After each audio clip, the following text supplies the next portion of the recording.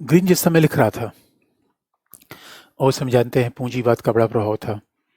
पूंजीवादी समाज आ रहा था, समाजवाद उधर आ रहा था, मार्क्सवाद एक तरफ से आ रहा था। ग्रीन जिस समय लिख रहा था, उस समय की परिस्थितियां बिल्कुल 19वीं शताब्दी का यूरोप चल रहा था, जहाँ पे अनेक किस्म की समस्याएं थी। तो इसी संदर्भ में हम देखेंगे ग्रीन के स्वतंत्रता का विचार, उसके अधिकार का विचार, उसके राज्य का विचार। अब ये देखिए वैज्ञानिक तरीका है पढ़ने का, संप्रभुता का विचार। अब बता भाई हर हर विचारक हमने पढ़ लिया, उसके बारे में क्लियरिटी नहीं है। इसे हम बार बार कहते हैं, आर्गुमेंट के साथ हम पढ़ते हैं। एक एक बात बिल्कुल क्लियर, जब पढ़ लिया एकदम क्लियर कट पता हो जाना चाहिए, उसमें फिर हौच पौच ना हो कि भाई ये भी है वो भी है। और हम बार बार ये बात कहते हैं भाई, कहानी और आर्गुमेंट में फ़र्क होता है। प्रोफेशनल तरीका ये है कि बस आप पेपर देखिए कैसे पूछा जाता है, और थिंकर हमने कहा अगर पता चल जाए आपको ये विचार किस किस्म का है, अब ग्रीन पता चल जाए उदारवाद का है, थियरी आगे हम पढ़ेंगे ही, तो वैसे ही आप डील कर सकते हैं उदारवादी व्यक्ति किस तरीके के चिंतन रखता है। और जो ग्रीन के चिंतन में करेंगे, तो हमने बताया कि ग्रीन अलग अलग तरीके की समस्याओं का सामना कर रहा था, और पूरे इंग्लैंड में एक पूरा अलग माहौल ही चल रहा था। और इंग्लैंड का जो मामला था, इंग्लैंड में जो समस्या थी, एक तरफ पूंजीवाद का विकास था। अच्छा, मिल ने काफ़ी हद तक बैलेंस करने का प्रयास किया था। मिल ने एक आज़ादी की बात भी की थी, ग्रीन के पहले मिल था, तो अच्छा इंग्लैंड के लोग उदारवादी होते हैं, उदारवादी हमेशा मध्यम मार्ग की बात करते हैं।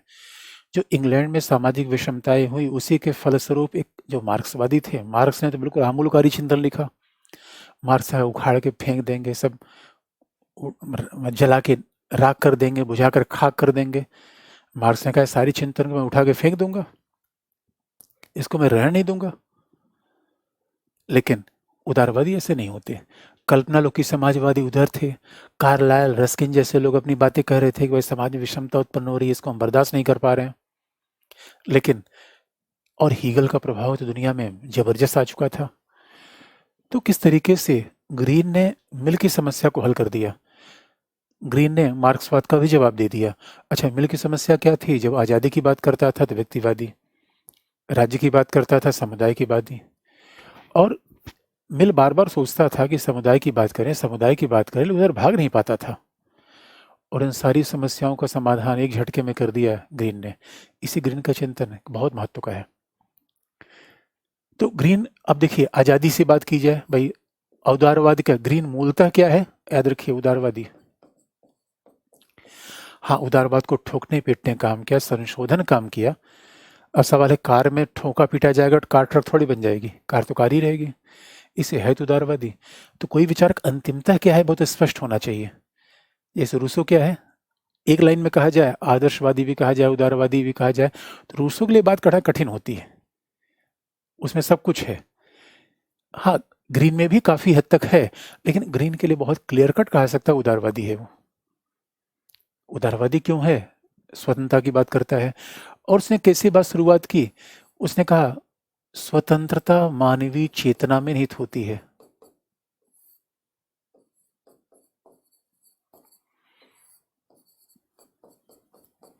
चेतना में निहित है। ह्यूमन यानी liberty postulate in the human consciousness. स्वतंत्रता तो मानवीय चेतना में निहित है। और उसने ये भी कहा कि स्वतंत्रता हर कार्य करने का नाम नहीं है।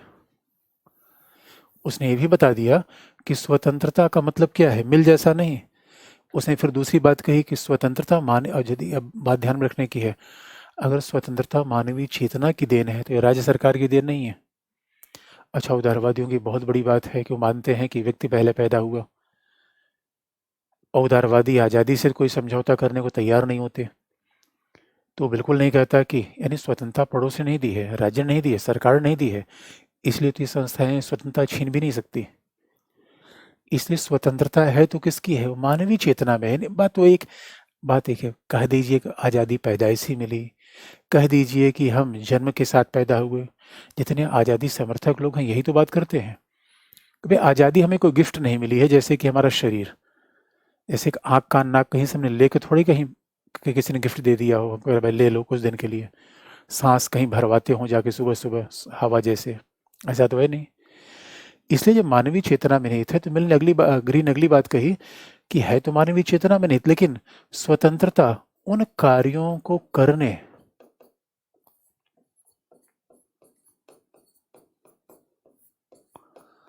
स्वतंत्रता उन कार्यों को करने एवं भोगने का नाम है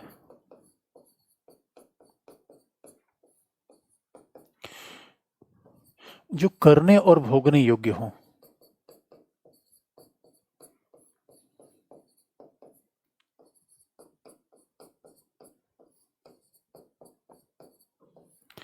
liberty is doing and enjoying those work which is worth of doing and enjoying.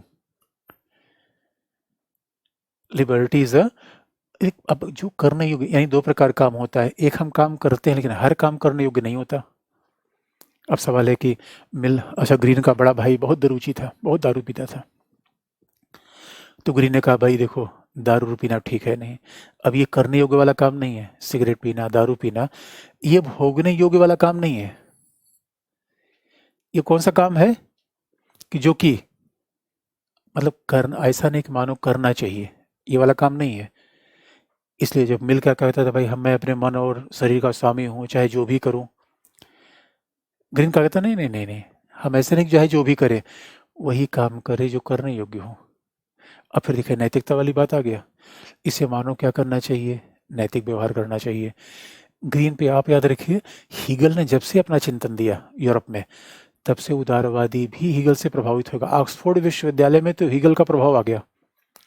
वैसे ऑक्सफोर्ड विश्वविद्यालय में आदर्शवाद का प्रभाव हमेशा था, प्लेटो और अरिस्टोटल का प्रभाव से ऑक्सफोर्ड दूर नहीं जा पाया था। तो प्लेटो और अरिस्टोटल आदर्शवादी थे, हीगल ने आदर्शवादी हो गया। तो कई कई बार तो ऑक्सफोर्ड इस विश्वविद्यालय में एक नव हीगलवादी स्कूल था, ग्रीन, ब्रेडले, बोसांके। तो ग्रीन उस नव हीगलवादी स्कूल में थे। वैसे कहा जाता है कि ग्रीन पे हीगल का ही प्रभाव था, कांट का ही प्रभाव था। और कांट ने कह दिया, जर्मन विचारक कांट ने कह दिया था कि व्यक्ति स्वयं में साध्य है। आज़ादी का इससे बड़ा कोई फार्मूला आज तक पैदा ही नहीं हुआ। व्यक्तिवाद का इससे बड़ा कथन कि व्यक्ति स्वयं में साध्य है, इसका मतलब है कि एग्जाम पास करना ये हमारा काम नहीं है, पढ़ना ये हमारा काम नहीं। ठीक है, मना है, पढ़ लेंगे। मतलब हमारा जीवन एक यात्रा है, जीवन कोई उद्देश्य नहीं है कि यहाँ जाके अंतिम तक पहुंच जाना है ना, वो तो फक्कड़पन का नाम है। ये व्यक्ति स्वयं में साध्य है, यानी हमारा कोई साध्य नहीं है। याद रखिए, ये मार्कर का एक साध्य है कि लिखेगा, ये कपड़े का एक साध्य है कहीं पहना जाएगा। हमारा साध्य नहीं है कि हम क्या करेंगे, जो मर्जी वो करेंगे, जो अच्छा लगेगा वो करेंगे, हम वस्तु की तरह थोड़ी व्यवहार करेंगे। इसीलिए वो काम करने और भोगने योग्य हो। और कहा भी जाता है, इसलिए कहा भी जाता है काम दो होते हैं, यानी आज़ादी दो प्रकार की आज़ादी होती है। इस हिसाब से देखा जाए तो ग्रीन की आज़ादी में दो प्रकार की आज़ादी आएगी। पहली आज़ादी है करने और भोगने योग्य काम है, यानी हर काम तो करने योग्य है नहीं। तो अब सवाल है कि अगर मान लीजिए हम शिक्षा ले रहे हैं, अपने नैतिक विकास कर रहे हैं, तो ये आज़ादी ठीक है। सिगरेट पी रहे हैं, ये आज़ादी ठीक नहीं है। इसलिए मिल ने कहीं न कहीं आज़ादी को दो भागों में बांट दिया। ग्रीन पहला विचारक है जिसने नकारात्मक और सकारात्मक स्वतंत्रता के बीच की नींव रखी। उसने कहा भाई देखिए, एक निगेटिव लिबर्टी होती है और ये आधार तो, यानी पहली बार, और इसको आगे चल के थियरी में हम पढ़ते हैं, जब थियरी में तो आइज़ा बर्लिन ने इसका बड़ा विस्तार से उल्लेख किया। लेकिन पहला विभाजन करने का श्रेय ग्रीन को ही जाता है कि उसने पहली बार नकारात्मक और सकारात्मक आज़ादी के बीच अंतर किया, नेगेटिव और पॉजिटिव आज़ादी के बीच अंतर किया। तो अब नेगेटिव आज़ादी क्या है कि कोई भी कार्य किया जाए, कोई भी कार्य के लिए हम स्वतंत्र हैं। नेगेटिव आज़ादी क्या है, बंधन नहीं होना चाहिए।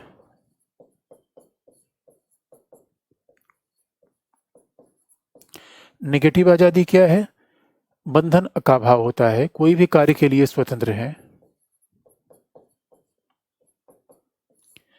और नेगेटिव आज़ादी क्या है, व्यक्ति अपने मन और शरीर का मालिक है। व्यक्ति तय करेगा कि हम क्या करेंगे क्या नहीं करेंगे। लेकिन पॉजिटिव आज़ादी क्या है? कोई भी कार्य नहीं, नैतिक कार्य करिए। कोई भी कार्य नहीं करिए, नैतिक कार्य करिए। यानी आज़ादी बंधनों का भाव नहीं है, बल्कि आज़ादी आत्मनियंत्रण का नाम है। अब बंधन का भाव हो गया, घर से बाहर आ गए, अब जो मर्जी वो खाना खा रहे हैं, जहां मर्जी वहां घूम रहे हैं, नहीं, आत्मनियंत्रण करिए। अब आप देखेंगे यहाँ भी कुछ कुछ आदर्शवाद वाली बात दिखने लगी। जो भी ऐसा अंतर करेगा, नैतिक कार्य, आत्मनियंत्रण, भौतिक भौतिक जीवन, नैतिक जीवन, उच्चतर इच्छा, निम्नतर इच्छा, ऐसा डिवीजन जो भी करेगा वो आदर्शवाद की तरफ जा रहा है। वो व्यक्ति को नैतिक मान रहा है। यानी व्यक्ति केवल खाने पीने के लिए, मौज उड़ाने के लिए नहीं पैदा हुआ है।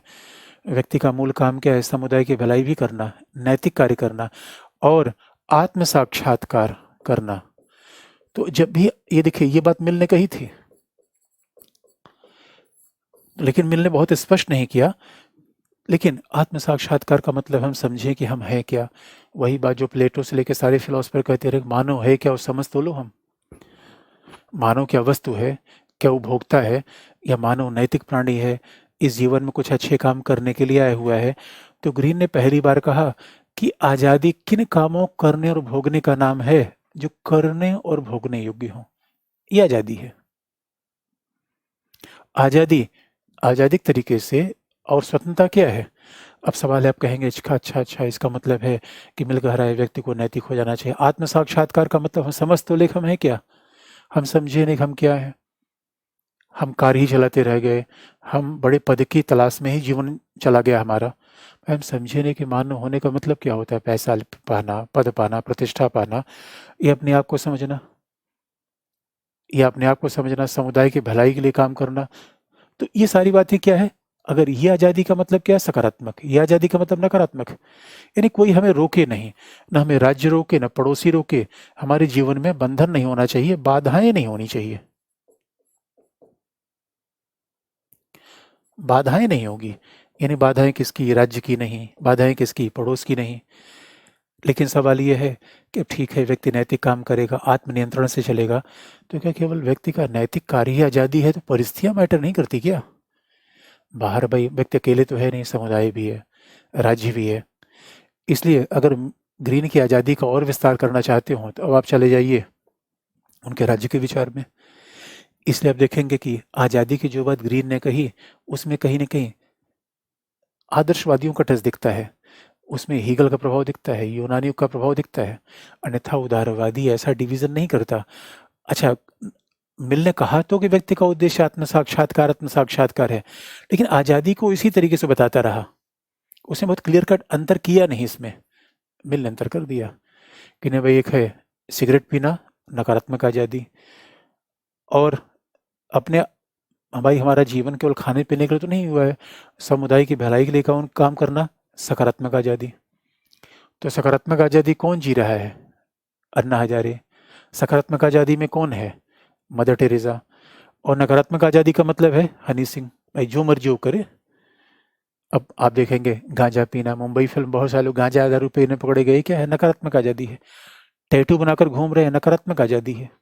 कुछ भी कर लो। अरे टैटू बनाना है हमारे जीवन का उद्देश्य, तो मानव ने कुछ, भगवान ने कुछ नहीं टैटू टू बनाया, उसका कोई कारण तो रहा होगा। कोई नहीं कारण तो दिया होगा उन्होंने। लेकिन हम उन सबको नहीं मानते। अब दूसरा राज्य पर आ जाए। इसे आज़ादी को और विस्तारित करना तो राज्य की बात कर लीजिए। अब राज्य की बात जरा करें तो आज़ादी को, अब आज़ादी फिर राज्य से कैसे जुड़ जाती है जरा देखिए। अब ग्रीन ने राज्य का कैसा विचार दिया? उनका एक बड़ा प्रसिद्ध कथन है, याद रखिए, कोई भी आदर्शवादी सामाजिक समझौते को नहीं मानता। रूसों में समस्या है, रूसों में समस्या है। रूसो सामाजिक समझौते से राज्य बनाता है, लेकिन उसका राज्य है आंगिक। अभी देखिए सैद्धांतिक मामला है, जो सामाजिक समझौते से राज्य बनेगा वो तो कृत्रिम होना चाहिए। सामाजिक समझौते का मतलब लोग बना रहे हैं।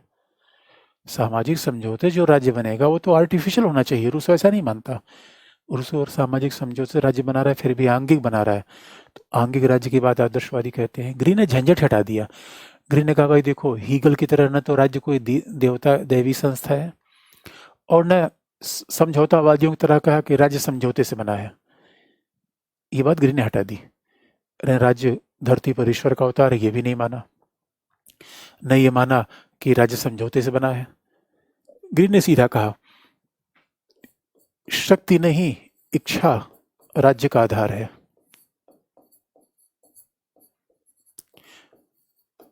Will not force is the basis of A state. शक्ति नहीं,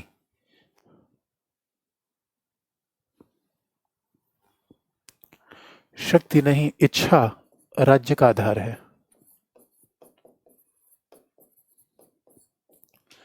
will not force is the basis of A state.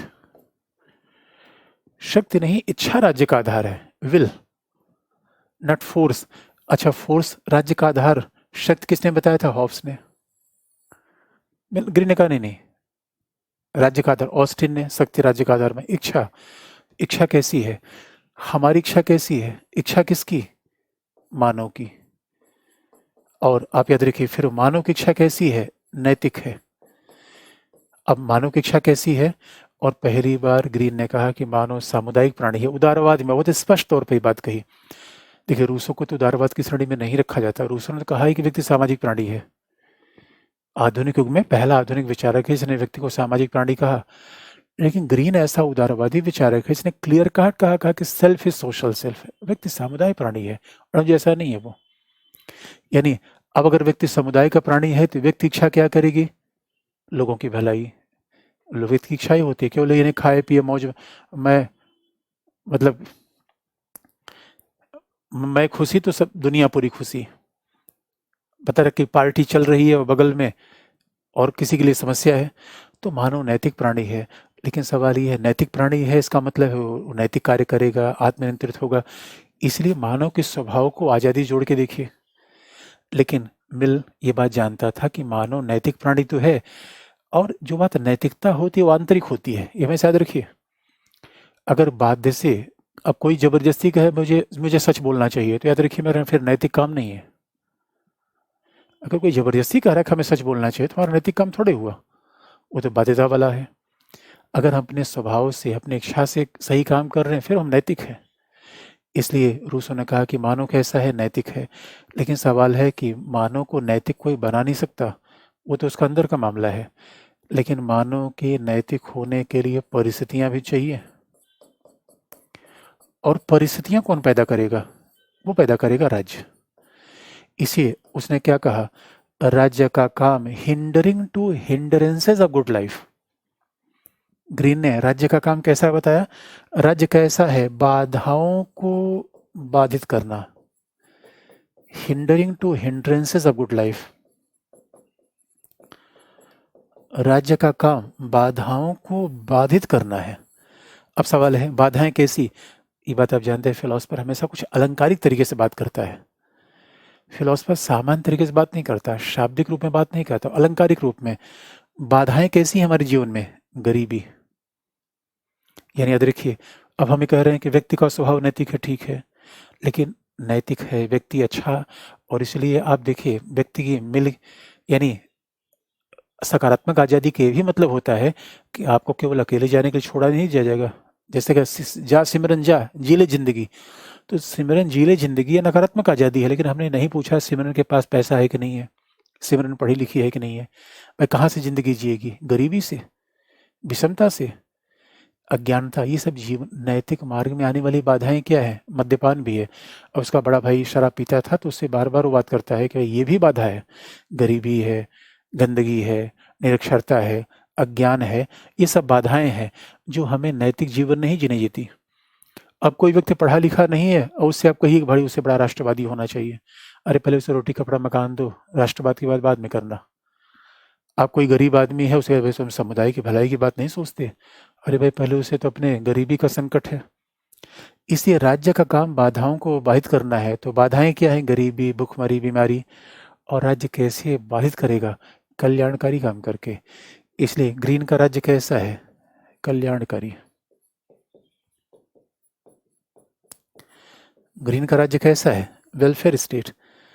और इसलिए ग्रीन ने बिल्कुल क्लियर कट कहा, इस सेवाई ने कहा भी है कि उदारवाद का संशोधन मिल ने भी किया, लेकिन मिल लटक गया बीच में। मिल पूरी बात नहीं कर पाया। सही मायने में उदारवाद का सही संशोधन ग्रीन ने किया। जिसने क्लियर कट पोजीशन बना ली कि व्यक्ति सामाजिक प्राणी है, राज्य के काम कल्याणकारी है और इसलिए राज्य व्यक्ति की स्वतंत्रता में सहायक है। बात ध्यान, राज्य बुराई नहीं है। लॉक ने क्या कहा, अगर लॉक से पूछा जाता भाई राज्य क्या करेगा, अब उत्तराखंड में कोई बाधा आ गई तो लॉक से पूछा जाता भाई बताओ उत्तराखंड में कुछ त्रासदी आ गई तो हम करें क्या, तो लॉक कह छोड़ दो, हमने कहा था क्या जाके वहाँ काम करो, भाई समझौते का पार्ट था, वो काम करने गए थे, यानी आपका जिम्मेदारी है कि आप बचिए ना बचिए।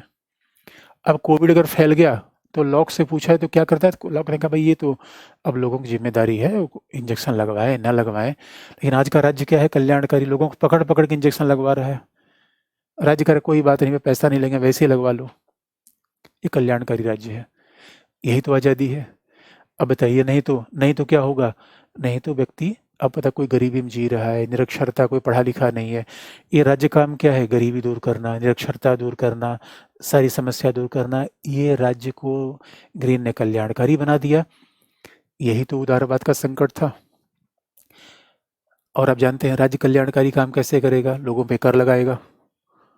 तो आप पूछेंगे ग्रीन ने उदारवादी है तो व्यक्ति संपत्ति की बात करता है, हाँ करता है, व्यक्ति की संपत्ति की बात करता है, लेकिन वो कहता है कि नहीं प्रगतिशील कार्यारोपण होगा तभी तो गरीबों का कल्याण होगा। इसलिए सकारात्मक आज़ादी का क्या मतलब है कि ये व्यक्ति अपनी आत्मा और अपने वास्तविक व्यक्तित्व का विकास तब करेगा जब उसे क्या मिलेगा, शिक्षा, जब उसे क्या मिलेगा, स्वास्थ्य की सुविधा। इसे सकारात्मक आज़ादी का मतलब है राज्य सकारात्मक सुविधा देगा। यहाँ नकारात्मक आज़ादी का मतलब है कि राज्य अकेला छोड़ देगा, आपकी मर्जी है। तो सकारात्मक आज़ादी का जो व्यापक मतलब है कि आप अपना नैतिक नियंत्रण करिए, लेकिन बाहरी परिस्थितियां भी तो होनी चाहिए, और ये बाहरी परिस्थितियां कौन दे रहा है, राज्य। क्यों दे रहा है, जिससे आप नैतिक विकास कर सके, और नैतिक विकास करेंगे तो यही तो वास्तविक आज़ादी है। इसे राज्य का आवश्यक अच्छाई है। लॉक तक क्या था कि राज्य का आवश्यक बुराई है, ग्रीन ने क्या कहा राज्य का आवश्यक अच्छाई है, जो जीवन में बाधाओं को बाधित करती है, और बनी क्यों है, व्यक्ति की इच्छा को पूरी करने के लिए, क्योंकि व्यक्ति का इच्छा नैतिक, तो राज्य कैसा होगा, कल्याणकारी। यानी हमारी इच्छा, भाई हमारी इच्छा क्या है, शांति रहे, राज्य काम करता है। हमारी इच्छा क्या है, शिक्षा स्वास्थ्य सबको मिले, वही राज्य काम करता है। इसका मतलब है राज्य लोगों से मिलकर बना हुआ है, तो हमारी इच्छा राज्य की इच्छा, जो हमारी इच्छा वही राज्य की इच्छा, वही सरकार की इच्छा है। तो आज़ादी को उसके अबिस राज्य के विचार के साथ जोड़ के देखिए, क्योंकि हर व्यक्ति के विचार को जब तक आप जोड़ के नहीं देखेंगे पूरी तस्वीर नहीं बनेगी, अलग अलग करके नहीं दे सकते आप उसको। इधर समझाने के लिए हम कोशिश करते हैं चीज़ों को अलग अलग करके देखा जाए, केवल समझाने के लिए, लिखने में तो आपको जोड़ के देखना पड़ेगा। अच्छा दूसरी, अब जरा ग्रीन के अधिकार की बात करें, अब जरा ग्रीन के अधिकार की बात करें।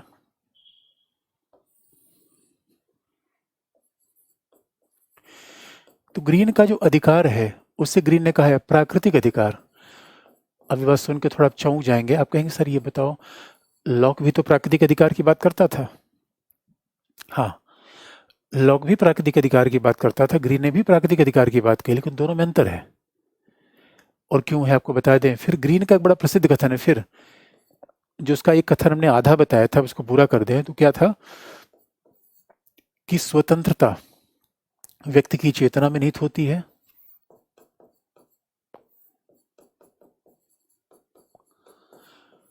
स्वतंत्रता व्यक्ति की चेतना में निहित होती है,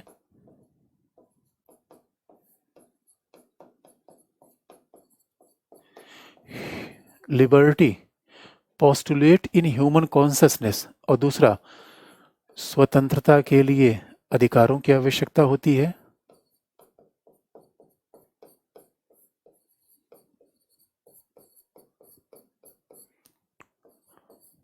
अधिकारों की आवश्यकता होती है,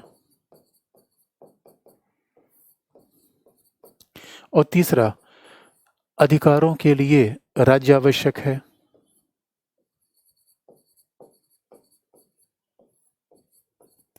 ये ग्रीन ने कहा। वैसे कथन ग्रीन का है, इसको स्टेटमेंट दिया था बारकर ने, तीन तरीके से व्यक्त किया था बारकर ने, कथन था ये ग्रीन का, तो इसको शब्द दे दिया था बारकर ने। अब जो बात ध्यान रखने की है कि अगर ग्रीन ने ऐसी बात कह दी कि स्वतंत्रता व्यक्ति चेतना में निहित है, इतना बात मैंने पहले बता दी है, और स्वतंत्रता के लिए क्या आवश्यक है, अधिकार, जो बात मिल नहीं कर पाया था ग्रीन ने आगे बढ़ा दिया। और अधिकार के लिए क्या आवश्यक है? राज्य। ये 3 चीजें आ गई। यानी आप याद रखिए, बात ध्यान में, राज्य अधिकारों का संरक्षण करेगा, राज्य अधिकारों को जन्मदाता नहीं है।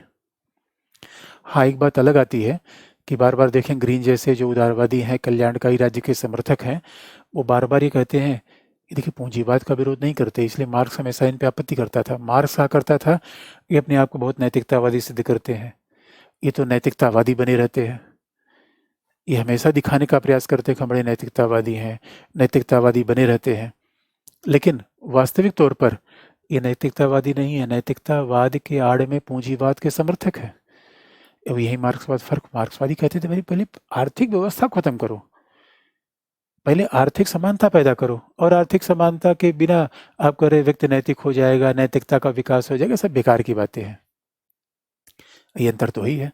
इसे मार्क्स कहता है कि जो ये कल्याणकारी राज्य के तथाकथित समर्थक हैं, जो पूंजीवादी हैं, वो आर्थिक समस्याओं का नैतिक समाधान करना चाहते हैं। नैतिक समाधान का मतलब है कि समाज में गरीब है तो हमें भी कुछ समुदाय के लिए योगदान देना चाहिए, ये हमारा नैतिक दायित्व है। ये सबसे काम नहीं बनेगा, पहले अर्थव्यवस्था की समस्या दूर करो। लेकिन फिर ग्रीन ने क्या कहा? ग्रीन ने कहा है अधिकारों के बारे में, दूसरी बात उसने क्या कही कि अधिकार, अधिकार क्या है? व्यक्ति का दावा है। फिर ग्रीन ने दूसरी बात कही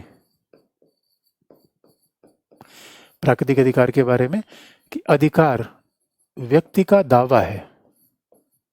पहली बात क्लेम है, दूसरा जिसे समाज स्वीकार करता है, समाज स्वीकार करता है तथा जिसका राज्य संरक्षण करता है।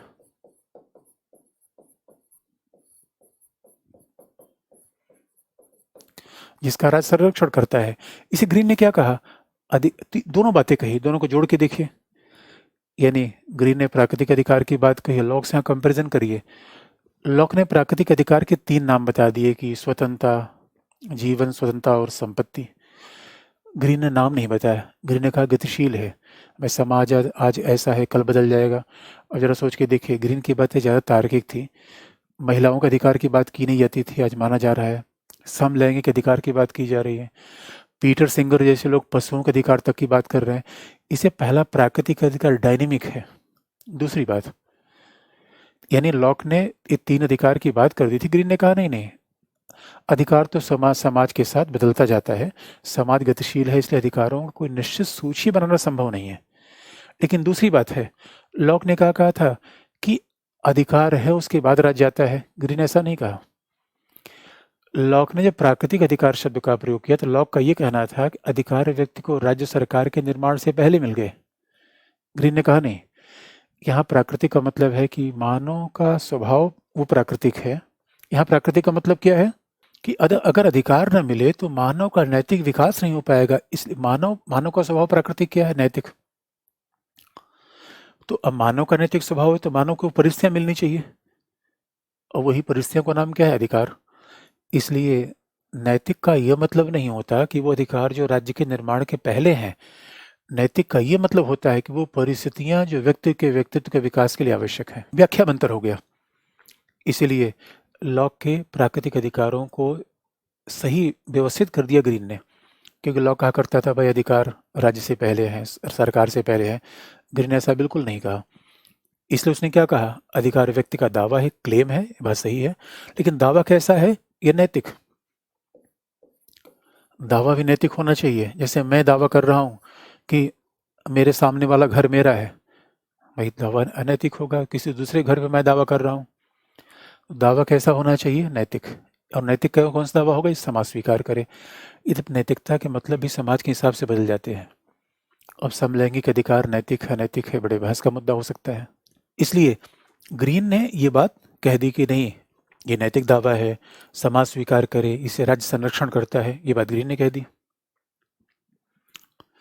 तो उसे लॉक की बात को करेक्ट कर दिया। अन्यथा लॉक की बात को इसलिए बहुत आलोचना किया जाता था कि भाई अधिकार कैसे राज्य के पहले आ गया, अधिकार समाज के पहले कैसे आ गया। ग्रीन ने कहा नहीं, अधिकार न राज्य के पहले आता है न समाज के पहले आता है, लेकिन अधिकार प्राकृतिक क्यों है? क्योंकि व्यक्ति के व्यक्तित्व के विकास के लिए आवश्यक है। व्यक्ति का कैसा व्यक्तित्व है? नैतिक है। तो अधिकार क्या है? वो परिस्थितियां हैं जो व्यक्ति के व्यक्तित्व का विकास करती हैं, ये अधिकार है। अब अगला, ग्रीन की संप्रभुता की बात पर आ जाए, और सही मायने में संप्रभुता किसकी विशेषता है? राज्य की। अब ग्रीन की संप्रभुता की बात किया जाए तो संप्रभुता राज्य की विशेषता है, और ग्रीन की संप्रभुता में दो चीजों का सम्मिश्रण है। एक तो ऑस्टिन की संप्रभुता,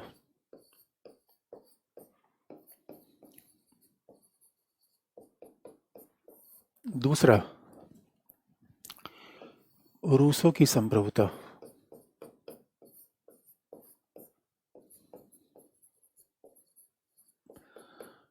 रूस की संप्रभुता के विचार में दो चीजों को कंबाइन किया गया है, एक तो ऑस्टिन की संप्रभुता, दूसरा रूसो की संप्रभुता। अब आप जानते हैं कि ग्रीन उदारवादी विचारक था, अब उदारवाद समुदाय को महत्व देता था, और ग्रीन जैसे लोग राज्य समुदाय को एक ही माना करते थे।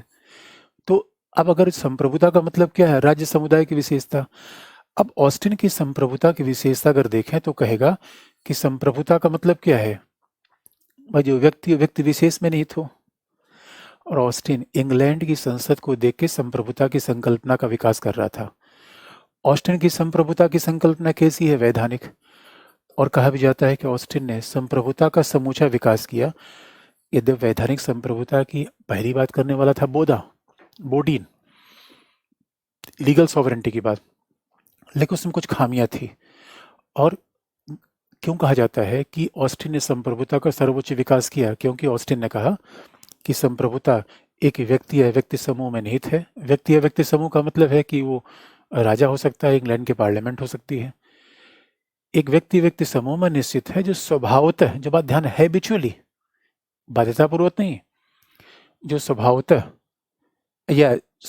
जिसकी लोग आज्ञा का पालन करते हैं, लेकिन वो किसी और की आज्ञा का पालन नहीं करता। ये ऑस्टिन की संप्रभुता की परिभाषा है। यानी अगर देखा जाए, और संप्रभुता कैसी है? जो किसी और की आज्ञा का पालन नहीं करती। इसे सर्वोच्च, और का मतलब और किसी राज्य का और किसी समुदाय का। तो अब जानते हैं संप्रभुता का विकास इंग्लैंड में, यूरोप में, वो राजा और धर्म के युद्ध के बीच का परिणाम था। राजा और चर्च के बीच युद्ध का परिणाम था कि भाई एक तो शक्ति का केंद्र तो होना चाहिए। इसे ऑस्टिन की संप्रभुता क्या है? निश्चित तौर पर दंड देने का सर्वोच्च केंद्र। ऑस्टिन की संप्रभुता क्या है? एक व्यक्ति या व्यक्ति समूह का नाम है जिसकी लोग स्वभावतः आज्ञा पालन करते हो, जिसके लोग आज्ञा पालन स्वभावतः करते हो, और वो किसी और की आज्ञा का पालन न करता हो। इट लाइज इन इंडिविजुअल और group of individual, and people are habitually obeying the order of a sovereign, and it is free externally, they are not obeying the order of other an external power।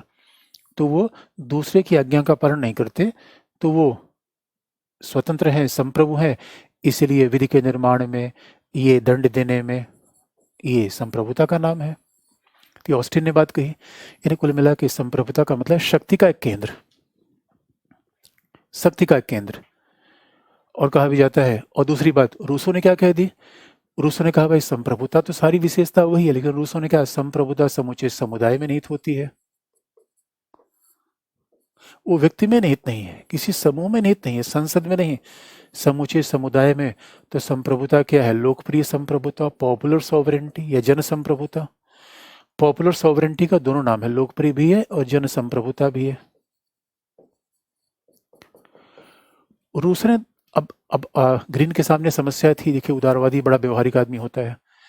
अब green ने कहा कि भाई रूसों का विचार बड़ा अच्छा है, लेकिन वो शायद स्विट्जरलैंड किसी छोटे राज्य में तो लग जाएगा, लेकिन इंग्लैंड जैसे राज्य में नहीं लग पाएगा, यूरोप में नहीं लग पाएगा। इसे उदारवादी हमेशा व्यवहारिकता की बात जरूर करते हैं।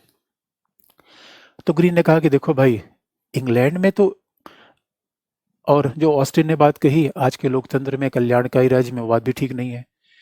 और इसलिए कहा भी जाता है कि ग्रीन ने संप्रभुता के बहाने राजनीतिक बाध्यता का विचार भी दे दिया। उसने पॉलिटिकल ऑब्लिगेशन की फिर से बात कही,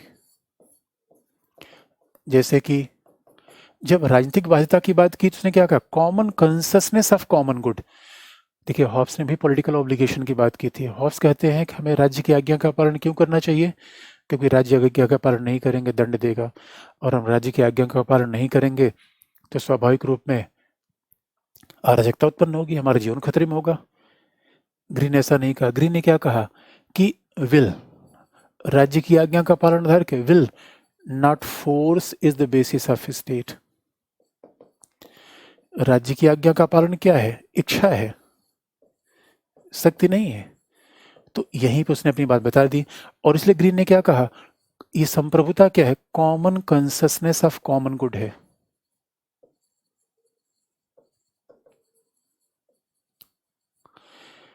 यानी ये बात ग्रीन ने माना। ग्रीन ने कहा कि देखो भाई, संप्रभुता है तो जनता में, लेकिन उस संप्रभुता की शक्ति का प्रयोग मूल क्या करेगी? संसद तो करेगी ही।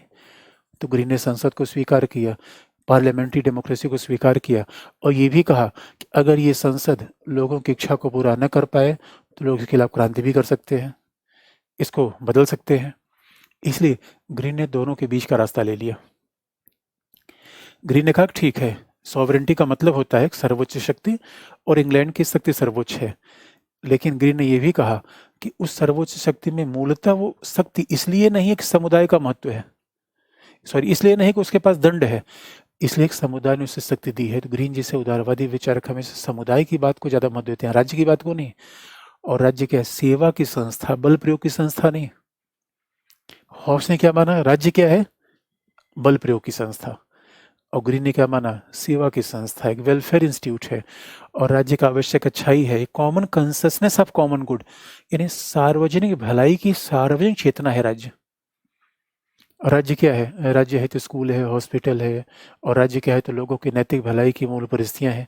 तभी तो कहा जाता है कि it common consciousness of common good है, इस सभी की भलाई की एक सामान्य चेतना है। इसलिए ग्रीन ने लोकतंत्र की बात भी जबरदस्त तरीके से कर दी, और ये माना कि नहीं, एक सत्ता शासन तो होना ही चाहिए, वो संसद के माध्यम से हो, संसदीय लोकतंत्र के माध्यम से हो, वो बहुत महत्वपूर्ण बात है। लेकिन सर्वोच्चता जनता की है, सर्वोच्चता समुदाय की है, व्यक्ति की नहीं, समुदाय की है, समुदाय की है। इसलिए आप पूरे ग्रीन के चिंतन में देखेंगे, उदारवाद का प्रभाव है और आदर्शवाद का प्रभाव भी है। आदर्शवाद का प्रभाव कब है? जब नैतिकता की बात करते हैं, वो आदर्शवाद का प्रभाव है। समुदाय और राज्य को महत्व देते हैं, आदर्शवाद का प्रभाव है। उदारवाद का प्रभाव क्या है? संवैधानिक शासन, संसदीय शासन, संपत्ति के अधिकार को स्वीकार करते हैं। यद्यपि उन्होंने संपत्ति के अधिकार को सीमित रूप में स्वीकार नहीं किया, क्योंकि नैतिक व्यक्ति का मतलब है जो समुदाय की भलाई के लिए काम करे। तो व्यक्ति के पास संपत्ति रहेगी, फिर भी व्यक्ति समाज की भलाई के लिए काम करेगा, जैसा गांधी कहा करते थे। यदि गांधी का कर संपत्ति का मालिक ईश्वर है, ऐसा ग्रीन ने नहीं कहा। संपत्ति का मालिक तो व्यक्ति ही है, लेकिन वो समुदाय की भलाई के लिए काम करेगा, राज्य प्रगतिशील करारोपण लगाएगा, और उस करारोपण से आम जनता की भलाई करेगा। ये है नव हीगलवादी ग्रीन का विचार। तो उन पे आदर्शवाद का प्रभाव भी है, नैतिकता का प्रभाव है, उदारवाद का प्रभाव है, लेकिन अंतिमतः उदारवादी ही थे। अंतिमतः ग्रीन उदारवादी है। और ग्रीन का सबसे बड़ा योगदान क्या है कि उन्होंने उदारवाद को इंग्लैंड का दर्शन बना दिया, इंग्लैंड के समाज का दर्शन बना दिया। अन्यथा उदारवाद के सामने, पूंजीवाद के सामने सबसे बड़ी आलोचना यही होती थी कि ये केवल मध्यम वर्ग की विचारधारा है, ये केवल संपत्तिशाली लोगों की विचारधारा है। उदारवाद के सामने आलोचना यही होती थी कि केवल मध्यम वर्ग की विचारधारा है, ये संपत्तिशाली लोगों की विचारधारा है। लेकिन उन्होंने इस विचारधारा को आम जनता की विचारधारा में बदल दिया। और यही उदारवाद की विशेषता है कि निरंतर परिवर्तनशील रही, गतिशील रही। इसलिए उसने अपने आप को संभाल लिया। मार्क्सवाद में जड़ता आ गई, परिवर्तन नहीं हो पाया, ध्वस्त हो गई। तो कहा भी जाता है कि मार्क्सवाद की सारी बातें उदारवादी अपने आप में अपना लिए, उदारवाद संकट से बच गया। और वो आमूलचूल बात नहीं करते, धीरे धीरे चलते हैं, चीज़ों को चेंज कर देते हैं। इतना ही है ग्रीन।